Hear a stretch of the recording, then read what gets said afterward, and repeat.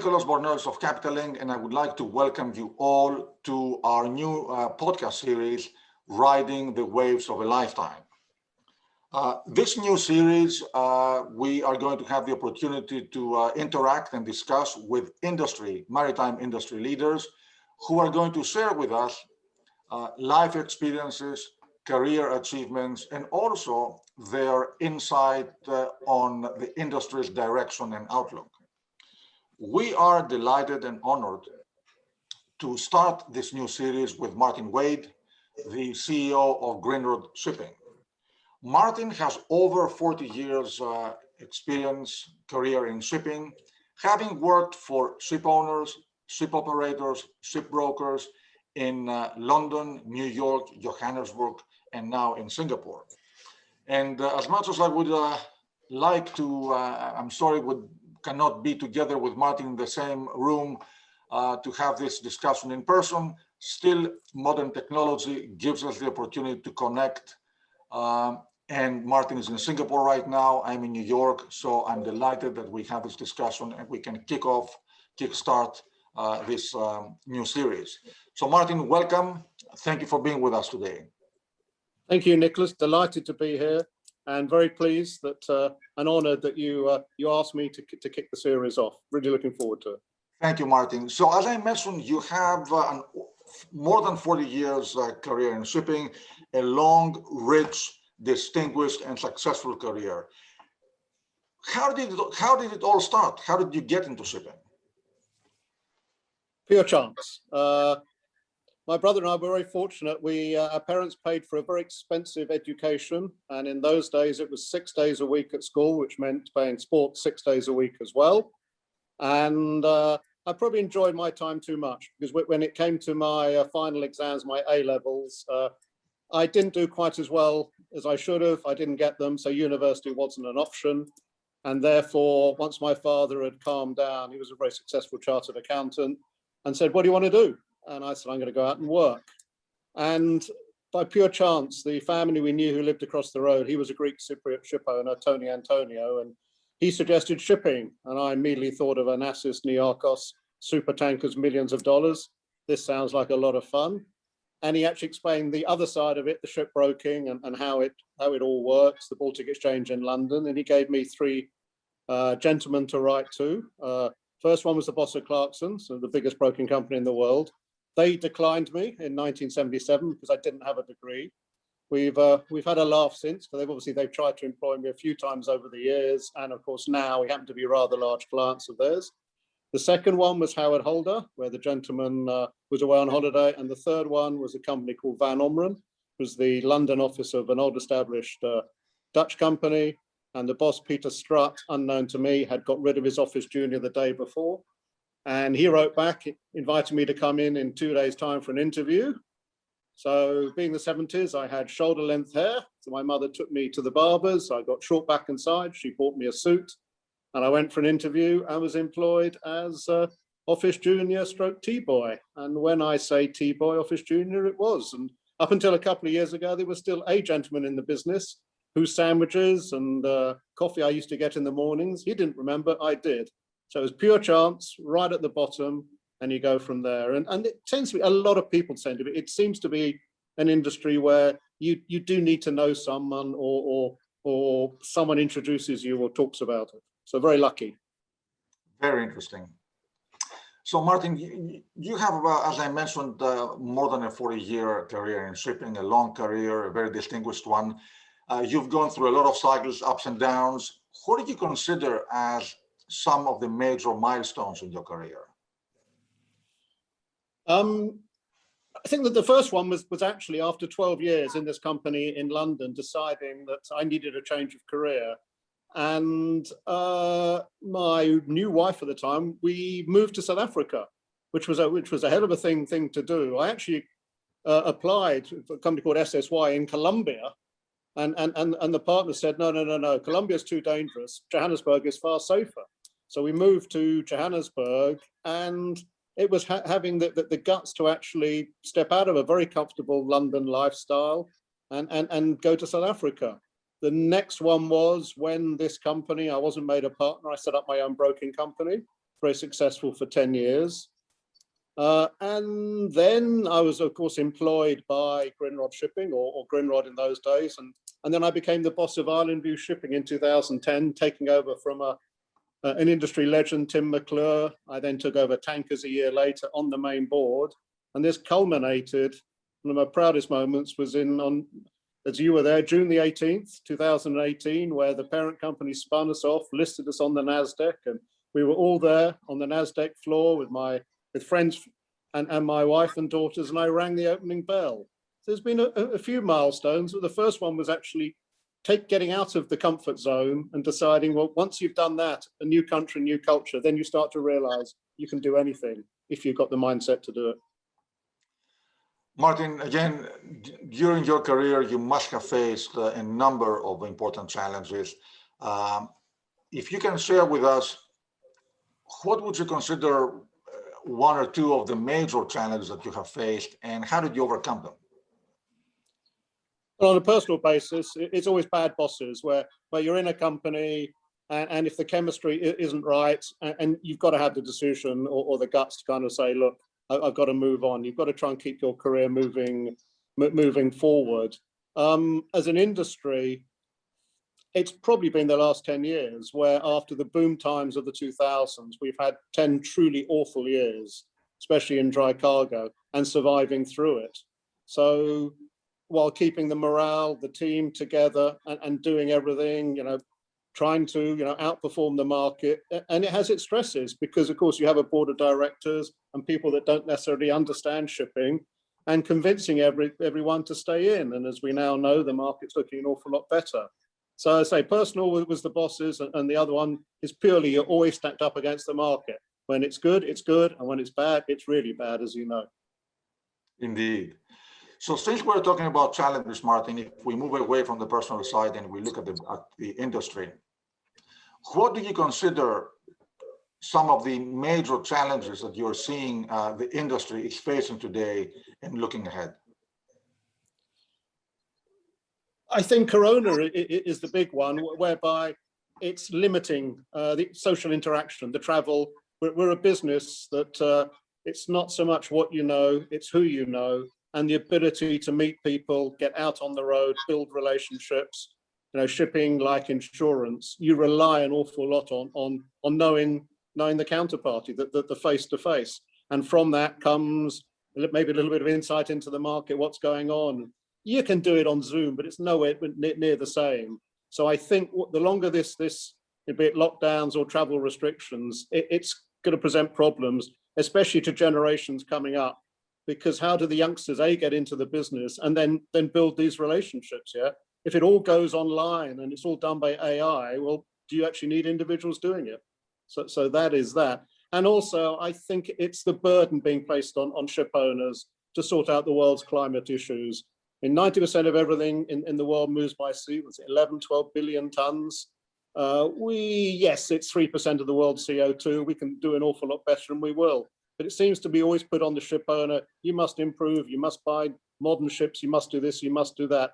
This is collaborative. It's got to be shared, and it's too much being put on us as opposed to ultimately it's the end user. The world has to pay, and we are part of it. And as owners, we will do our bit, but it's not purely us. But there's too much finger pointing at us at times, and I find that's really quite upsetting because as shipping, we've come an awful long way over the last 30, 40. I mean, before my time, coal-fired ships. We're pretty cutting edge at times. Yes, the fuel will be changing, but we're a pretty clean industry and we're doing everything we can. And it's just a matter of, this has got to be a burden shared by everyone. Martyn, I want to say that I want to thank you and congratulate you for having strong, clear, and authoritative opinions, because I think at the end of the day, the industry needs exactly these directive opinions. And I know that you have voiced your opinions and concerns. We have gotten a lot of positive publicity on that. And I think that's one of the things that the industry needs right now, a clear direction. But anyway, going to our next topic of discussion, technology is changing day by day. It's changing our personal life, our business life. And of course, the pace of change has accelerated with the pandemic. Looking back, what would you consider the biggest or most interesting technological change that you have experienced in your lifetime? And then if we look forward, what do you think will be the next technological change impact on the industry? Well, during my career, it must have been email and the advent of the internet. Email first, where suddenly when I started, it was telex machines. You had an order, you went into the telex department. You had to be patient while the 2 or 3 telex operators would send out the orders. You then realize that if you gave Tony, the head telex guy, a bottle of whiskey at Christmas and Rita, the telex girl, some of her perfume, your orders could go out ahead of your colleagues. It was very old fashioned, and it was machine to machine. And then along came internet, where suddenly it was free, and then you could blast the world. And it was positive and negative, because of course things began moving an awful lot quicker, but also as we have now, where 3, 4, 5, 10,000 emails a day. So we move very quickly. And then the advent of the internet, where now what in the old days would take a market 6 months to move, now is instantaneous. So that's what I see. Going forward, yeah, there's a lot of money, billions and billions have been spent on supposedly shipping is a backward industry, and Silicon Valley is going to revolutionize us. We're pretty cutting edge internally. I mean, from a ship perspective, these days, every 10, 15 seconds, the data's reported back to our ship management people. We can, from shore, can say, right, well, you only need 2 generators, not 1. You can do this, you can do that. It's incredibly state of the art. From a day-to-day business point of view, it's 33% of the world's fleet is in Greek hands, average size owner, 5.5 ships.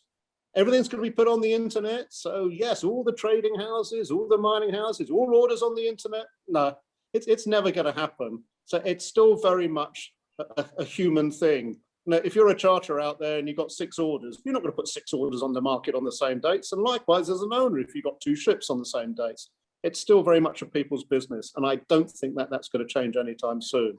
So will there be revolutions? It probably will change, no doubt. But I think it will be driven from inside the industry by people who've been in it. Will suddenly say, well, maybe we can improve here or there. Yeah. I don't think it's, Uber ships or Uber this. I think we're quite a long way from that. Martyn, you really led into the next question, because we speak about the human factor, we speak about technology. So I wanted to ask you, everybody talks about automation, the increasing role of automation. But at the end of the day, as you pointed out, to what extent can technology replace or supplement the human factor? I'm a little skeptical, maybe a little old-fashioned, but the crew are very important. I mean, we employ hundreds of crew. They're vital to what we do, and we view them as part of the family. And so if you're chopping them, okay, so yes, I mean, when I started, there could have been 30 people on a ship. Now we're down to 21, 22. But also, if you're in our segment, you're having cranes, and do you have people to run the cranes, clean the holes?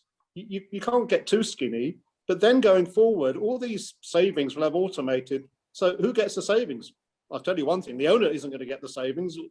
We'll be forced to pass it on. It'll be the end consumer again. So I'm wondering about this agenda. And I just saw on the news today about a driverless car in Texas that's very sadly has crashed and killed.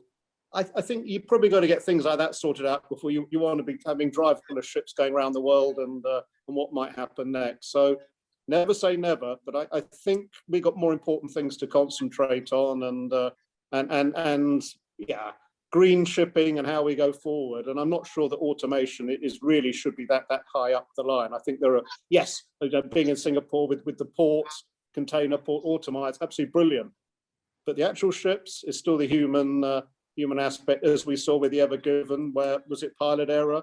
There's still a human aspect. But again, automated ships going through the Suez, autonomous ships, I like to see it. So yeah, I think there's a bit of time yet. Martyn, going to the next question about company culture. You are at the helm of a major and very successful shipping company, and you as the CEO, you set the tone. So I'd like to ask you, how important is company culture for a successful shipping company like the one you're running? And if there's a company motto that you put forward and your team follows? What is it? Well, hugely important because, as you say, right, it comes from the top. But what we do internally is also expressed externally as well. So I run on a motto, my word, my bond, which is the old Baltic motto. And we've always done that. I've done that. And the company does that, you know, literally shaking hands on a deal, honoring every deal, and never, ever wavering from that. And in return, people know they can do business with us, trust us. And also the staff will put that forward. We want, you know, honest, transparent people and happy people. People have got to be happy in the office. It's, you know, as I said before, some of the challenges I've had on a personal level is where the boss is.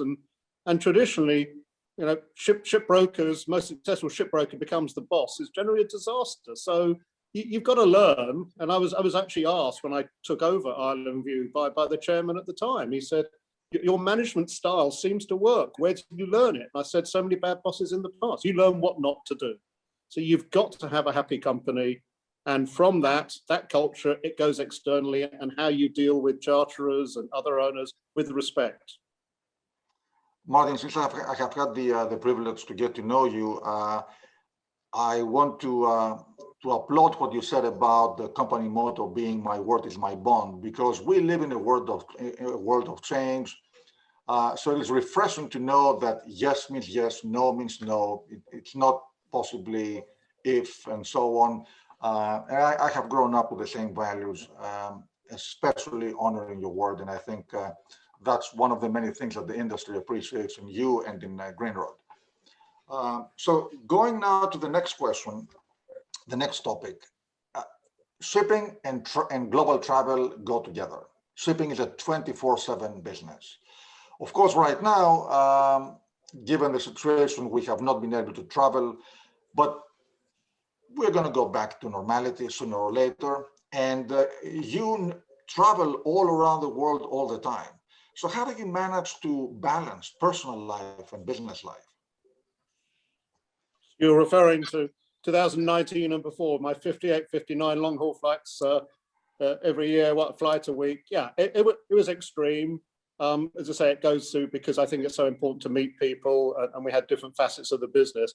From a personal point of view, having a great wife, fully supportive, and family with it. As you rightly say, it's 24/7, 365 days, and you need the support of someone there. And obviously, I'm a little extreme because I live in Singapore. My wife lives in the UK. But you know, when we are together, it's very important, and you make it work, and you need that support that you can rely on, and someone that understands that they say this is an all-consuming business, and of course, in the industry, maybe we might go for that swift half of a beer after work and 6 pints later. But someone that understands that every now and then we will go off the rails a little bit, but it's invariably with colleagues and just supports. And it's so important. And in return, you don't I'm not saying play around. You behave and you become a rock solid relationship. And my wife and I, 40 odd years now, and you make it work. You need that 100%. Absolutely. So Martyn, after having built such a long and successful career, if you reflect back, what kind of advice would you give to a younger self, to your younger self? Do it all again. I look back and it's been a fantastic business. It's one where you have to take chances. The changes over 40 years have been staggering that I could never have imagined. But it's a business and it's a career. It's not a job. Shipping is a career. But once you're in it, you can have, I've had maybe half a dozen jobs, but within shipping. Shipping is my career. And you go and enjoy that and you make it work. And yeah, it's going to be different generations going forward because, of course, I was a member of the Baltic Exchange, where as a youngster, you're on an exchange floor with 600 people, you're making relationships unknowingly and growing up. And it's a fantastic business, and that will invariably change as more is online and digital. But it's been a magnificent business, and I've enjoyed every single minute of it. Martyn, if I can interject another question, is there a moment in time that you remember most fondly? Yeah, from a shipping perspective, I think it's got to be the listing on the NASDAQ where we're all together ringing the bell, and where I thought where I'd come from, and Clarkson's turning me down. I didn't have a degree. Oh, Clarkson's were there, weren't they? They were there. Of course, Clarkson's were. They earned a lot of money out of that. They were advisors, yeah. And it really is. It's a great business, and you've got to believe, and you've got to take your opportunities. People shouldn't be scared in this industry. I can't do it. As I said before, it's not so much what you know as who you know. If you don't know something, ask a friend. Pick up. This is the industry we're in. So, yeah, you seize the opportunity, because if you don't, someone else will. Thank you, Martyn. So, are there, let's say, a few values that you absolutely live by, a few axioms that you implement and you suggest everybody to follow? Yes, as an individual, whether you're a boss or an employee, you've got to be yourself. You've got to be natural. You can't have your outside office persona and inside office persona. You've got to be who you are, otherwise people will see straight through you. And with that, being honest, looking people in the eye and trustworthy, because this is a very small business. A couple of calls, everyone can find out about everyone around the world. It's always the difference where you pick up the phone to someone and what's so-and-so like? He was all right. You pause for a millisecond. Yeah, okay, off the record. Oh, he's a great bloke. This is shipping, yeah. You've got to be natural. And on top of that, as I said, never ever forget where you came from, how this industry, we're in here, it's our names. A lot of this is done on trust, because they trust the individual and the company. So important. So never ever forget that. You can, it can take 10 seconds to trash a reputation and trust. You never ever get it back. Indeed. I think you're absolutely right. We should never forget where we come from, and I am completely 100% with you on that. So, if I can ask you, if you look at your job, what is the hardest part of it, and what do you consider the best part of it? I think with the position now, of course, the hardest part is actually being away from the family, especially with Corona now. Where when I was traveling, I used to see my wife somewhere in the world every 3 weeks. So obviously the last 15 months now has been very, very tough. So that, yes, you have Zoom calls, but that is quite tough at the moment. And it's not only me, it's a lot of people out there, and not only in business, in private life as well. So I think that's where the world has changed. But conversely, shipping, as I said, is a career, doing a job that I love, with people, fascinating people. You learn something every day in shipping. I was taught as a youngster, do not be afraid to ask questions. You're only allowed to ask once, make a note, but ask questions. And if you don't know, ask questions, do not guess. And to this day, I can be in meetings and someone will say something, I put my hand up. Normally there's a look of shock horror. And I say, I don't understand what the person said. You're allowed to ask, you're always learning. And of course, if at times happens that the person didn't know what he was talking about, you call them out. You've got to. You always learn in this industry, and never ever be afraid of asking. Yeah, it's a great business. Martyn, last year, 2020, has been a year of tremendous change across the world for everybody. So, if there's a new perspective that you got out of this year, what would that be? I think it goes back to family, friends, colleagues. And what we had in 2019 now, it seems an awful long way away, doesn't it? What we took for granted, and I think how fortunate we were through over many, many decades, and getting to know, you know how big in Japan we are, and the relationships, how you get to know these people, and friendships made for life in our industry. And I think looking back, it's made me appreciate, and hell, I haven't seen you in person now, my God, 18 months. I mean, it's nuts. We see a lot of each other on Zoom, but this is so important in our industry. And I think it really, I can't wait to get back there, because I think we will really appreciate just what we had and how important friendships and relationships are. Martyn, I hope the first time we will get together again would be maybe in Singapore at the end of September, or definitely the Grindrod party in Japan in October. So I hope so. An amazing event. Anyway, so if I can ask you, certainly you are, at the position where you are, you must have received a lot of advice and suggestions over the years. Can you remember maybe the worst and the best you got in terms of advice? Well, I think the best, what was the question, was to ask questions. But when I was very young, still 18, and I joined this company, and of course, you're always keen to ask, and I'd be bugging some of the older boys, the 50, 60-year-olds, and there was one, Russell Long, really grizzled old guy, used to sit me down, and in those days, you could listen in on calls through the key and lamp system where you had this kind of earpiece to your ear.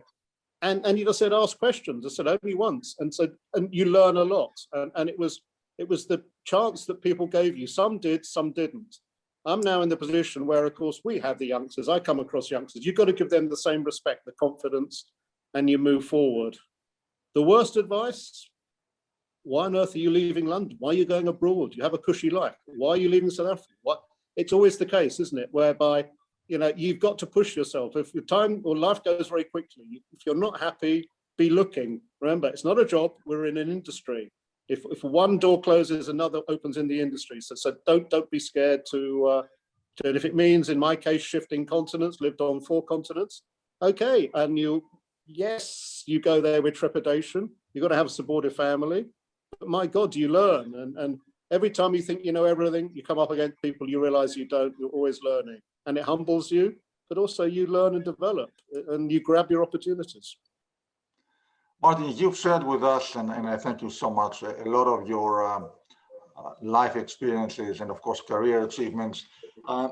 If you look back, or rather, when we look at the younger generation, what advice would you give to them, to those who would like to enter shipping and the maritime community?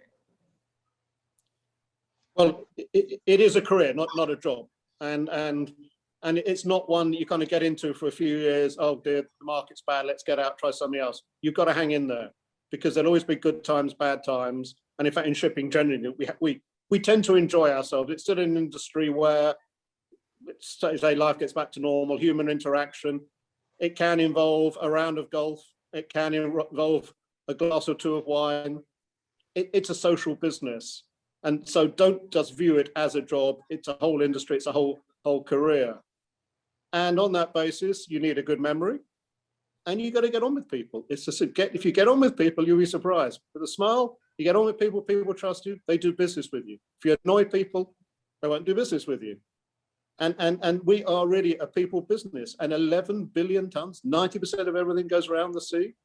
And you actually look at people in our positions. There's probably not even 5,000, 6,000 people actually doing this business. It's a fascinating business, and a wonderful at that. But you got to get to know. And at the moment, with the youngsters these days, forget social media to a degree. Get on the phone, speak to people, pick up the phone, talk. You're never going to become big mates by doing WhatsApp or any of the others. Get on the phone, build relationships. It might sound corny. What do you do on the weekend? Yeah, get to know people. It is so important going forward. You differentiate yourself. Indeed. Martyn, I would like to thank you very much. We had a wonderful discussion. Now, as we're approaching the close of our session, I would like to ask you if you have any closing remarks to share with us. Other one, so thanks to you, Nicholas, and the team. And dare I say, dry cargo is looking quite positive. It's always got to be careful about black swan events and what could happen next. But I think it could be in for an interesting time. And I think for people entering the business and in the business, and it's what we need. So I'm really looking forward to the next few years. There's obviously going to be massive change.